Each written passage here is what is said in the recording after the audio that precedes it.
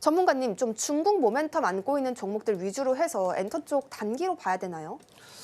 우선 엔터주들이 23년도에는 상당히 좀 좋았었어요. 그러다가 23년도 하반기 때부터 시세가 꺾이기 시작을 했었죠. 실적에 대한 우려감입니다.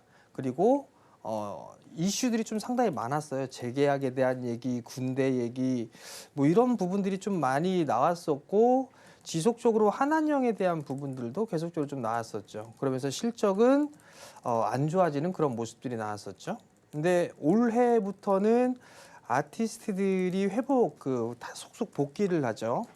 콘서트도 계속적으로 진행을 하고 있는 그런 사항들이고요. 거기에다가 덤으로 시진핑이 한국을 좀 방한을 한다라고 하게 되면 한한령에 대한 해제 기대감 뭐 이런 부분들도 있지 않을까 싶습니다. 그러면 엔터 쪽뿐만 아니라 컨텐츠 쪽이라든가 게임 뭐 이런 쪽에서도 흐름들이 나올 수가 있겠죠.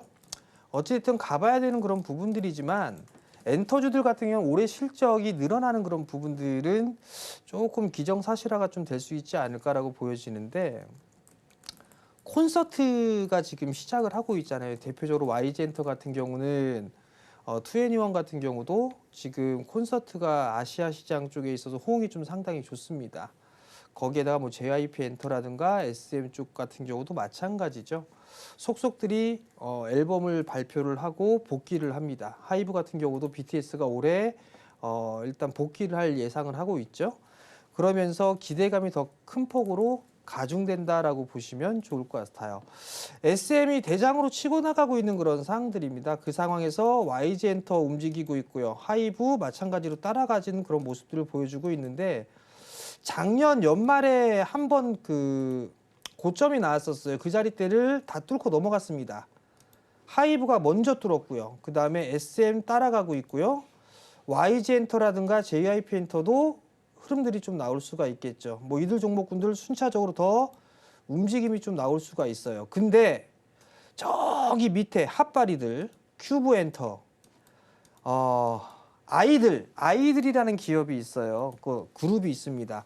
중국 쪽에서는 좀 인기가 제법 좀 있는 것 같아요. 근데 단점은 지금 이 아티스트들에 있어서 확보된 그런 아티스트들이 그렇게 많지가 않다라는 거, 인디도적인 측면에서는 한 단계 좀 낮은 그런 부분들이죠. 그렇기 때문에 큐브엔터 같은 경우도 상승을 할 수가 있지만 엔터 쪽 같은 경우는 뭐 SMYG, 하이브, JYP 뭐 이런 쪽으로 좀 압축해서 보면 좋지 않을까. 그리고 추가적인 상승 시도는 더 나올 수 있지 않을까라고 좀 보여집니다. 거기에다가 이제 컨텐츠 쪽이라든가 게임 이런 쪽으로도 함께 봐도 좋지 않을까 그렇게 좀 생각을 하고 있으니까 이들 종목군들 좀 보되, 실적적인 측면 즉 아직까지는 실적에 있어서는 좀 확인을 해야 될 필요성은 있어요. 컨텐츠 쪽이나 게임 쪽 같은 경우는. 그렇지만 추세를 좀 돌리는 그런 부분들이 좀 발생할 수가 있다라는 점, 여기서 탑픽을 꼽으라면 그래도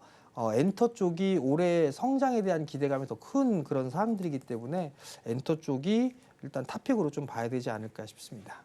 전문가님, 이 관련해서 게임 쪽도 한번 짚어보고 가면 좋을 것 같거든요. 이 중국 모멘텀 함께 안고 가고 있는데 또 이번 주에 크래프톤, NC소프트, 카카오게임즈 실적 발표까지 예정도 있잖아요. 이 크래프톤이 최근에 특히 추세가 좀 좋아 보이는데 장기적으로도 잘 갈 수 있을까요? 우선 크래프톤 같은 경우는 뭐 게임주 섹터의 대장으로 볼 수가 있을 것 같아요. 신고가 흐름들을 계속적으로 이어가는 그런 모습들을 보여주고 있죠. 월봉 차트를 좀 잠깐 보면, 월봉 차트를 보시게 되면 21년도에 최고 고점이 59만 원 언저리 58만 원대입니다. 거기다 조정을 받고 14만 원대까지 빠졌다가 이제 40만 원을 좀 문턱에 두고 있는 그런 상황들인데, 실적에 대한 기대감들이 남아 있을 거예요. 그렇게 보면 여기에서 보게 되면 월봉상의 매물대를 보게 되면 그렇게 매물대가 크진 않습니다. 추가적인 상승 시도는 좀 가능하지 않을까라고 보여지고요. 한 45만 원 언저리 때까지는 추가적으로 상승 여력은 좀 남아있지 않나라고 보여지는데, 일봉 차트를 좀 보게 되면 너무 많이 올랐어요. 너무 많이 올랐기 때문에 지금은 보유자의 영역이 아닌가라고 좀 생각을 하고 있습니다. 그럼 이제 여기에서 다른 쪽의 종목군들을 좀 봐야 되지 않을까 싶은데, 뭐 NC소프트라든가 뭐 위메이드라든가 이런 기업들은 나쁠 것 같지는 않습니다. 그렇기 때문에 후발주로 보게 된다라면 이런 쪽 섹터 좀 괜찮을 것 같고요. 위메이드 같은 경우가 지금 보게 되면 월봉상으로 보게 되면 제가 월봉을 좀 많이 보여드리잖아요. 월봉을 보게 되면 바닥이에요. NC소프트를 보게 되면 지금 이평선이 60개월 선과 120개월 선 위에 있잖아요. 주가 밑에 위에. 그죠?